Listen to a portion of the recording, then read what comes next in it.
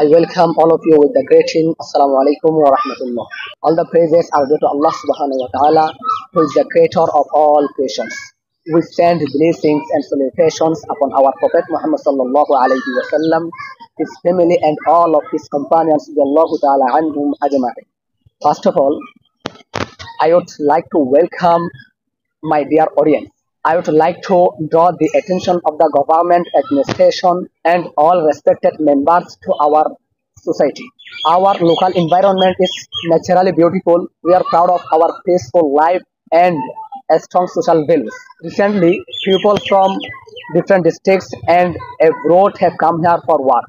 While we welcome them warmly, we are seeing changes in our social environment. Some behaviors and cultures they bring do not match our traditions. This is affecting our harmony.